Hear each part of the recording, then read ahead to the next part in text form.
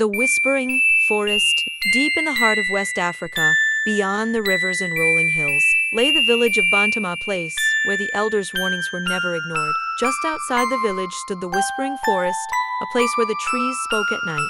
They said, "The forest called two people by name, and those who listened too closely never returned." This is the story of Kojo Adebayo, the young man who dared to challenge the spirits of the whispering forest. And this is why no one speaks his name anymore. Kojo was the son of a great hunter, raised to fear neither man nor beast.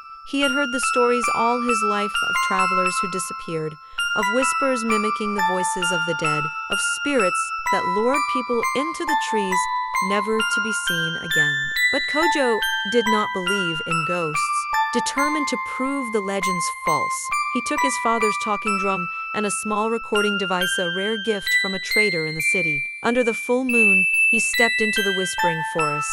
At first, nothing happened. He smirked and beat his drum lightly, letting the sound echo through the trees. "I have come to hear the whispers," he said. "Where are they?" Then a voice answered, "Kojo, you have come." He froze, his hands tightening on the drumsticks.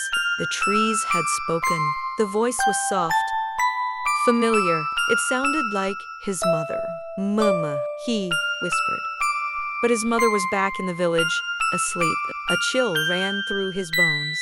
From the recorder in his hands, the voice played back in a distorted echo, "Mama, mama, mama." The trees around him seemed to shift, as if moving closer.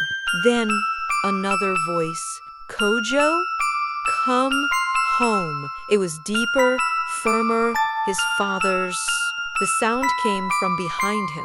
He turned, nothing but shadows. Then he saw them. Ice.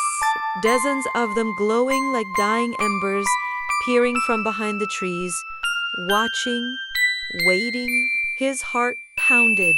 He clutched his drum. Stepping back, the path home was gone. He had made a terrible mistake.